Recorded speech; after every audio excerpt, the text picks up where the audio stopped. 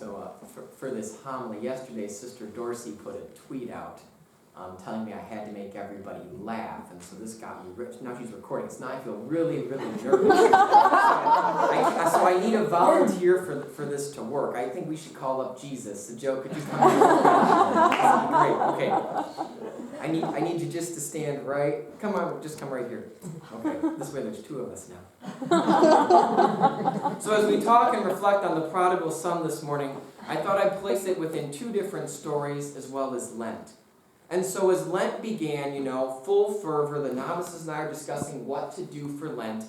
And I made some stuff, and then I made a private one that, I'm going to try not to eat in between meals.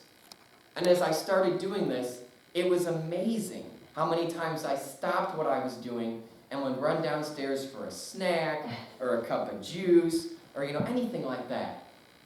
And then in a gesture of community goodwill, one of the novices one day came home from the store and said, I saw the snack bowl looked empty, so I decided to fill it. And he came back with, cans of Pringles, like my all-time favorite snack. And he also came back with a whole bag of Butterfingers, and I love Butterfingers, so much that I could be thinking about one and I'm suddenly eating it. So, it's funny, before this was in the house, I had no problem avoiding it, because it wasn't there. But as soon as I saw the Butterfingers and the Pringles, and I just got excited, and all this kind of stuff happened. And so as we begin the third week of Lent, I have to admit that I have not lived up well to my Lenten resolution. You can take that back to the seat.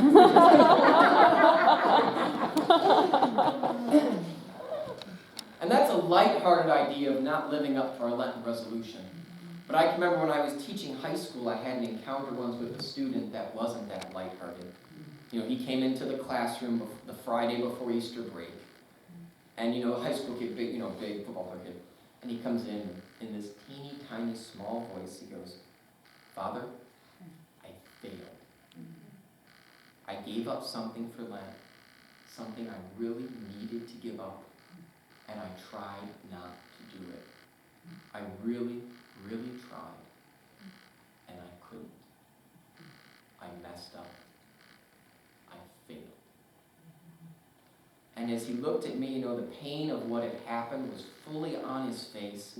And part of me wanted to reach out to him to say something, anything, that could have been a source of comfort. But in that moment, there's nothing you can say.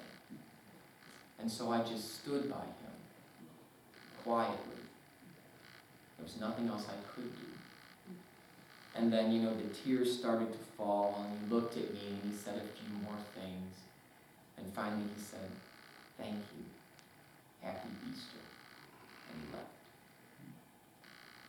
In today's parable, we have God's response to us when we break our resolutions, lighthearted or very, very serious. The younger son misses the mark. He breaks the inheritance. The older son misses the mark too. He also breaks the inheritance.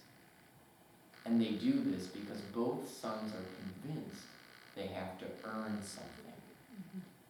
The younger son, after he squanders the inheritance the father gives him, thinks he needs to earn back the father's love. If I can just go back and work, he'll let me be his son again. He might be thinking, if I can just complete my resolution, if I can just overcome my addiction, if I can just work harder, then God will love me. But Jesus says that's not how God works. As that son gets closer to the father, the dad comes running out to meet him, showers him with love, hugs him, kisses him, embraces him, throws the largest block party ever in Israel for him, because his love for the son is unconditional. The son can't do anything to earn the love. He just has to return to the father and accept the father's love as a gift. Now the older brother's the same way. Now, he doesn't waste the inheritance like the younger brother. Instead, he's stuck thinking he has to earn it by working within the system year after year after year. He might have been thinking, if I can just be a good son or a good daughter, if I can just be a good religious and follow the rule and do everything right, then God will love me. But that's not how God works. The Father's love for the Son can't be earned by merit. It comes through grace. The Father's love for this Son, too, is unconditional. The Son can't do anything to earn the love. What he has to do is put his tools down, get off his high perch, and just come and enter the feast.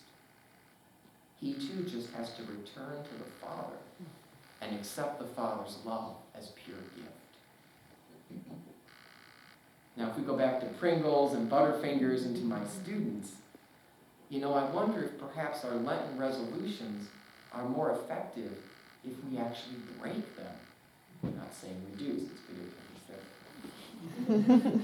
But maybe it's better sometimes that we do mess up, because the true purpose of giving something up during Lent is not to confirm you and me in virtue. It's not to say directly to ourselves or other people, oh, look what I did, look how great I am because I could give this up and live without this. Rather, I think our failure sometimes to succeed in our Lenten resolutions drives home the fact that we need God. We need salvation, that we can't do it alone. We need the realization that when we stand here in our failures and in our pain, our God is with us.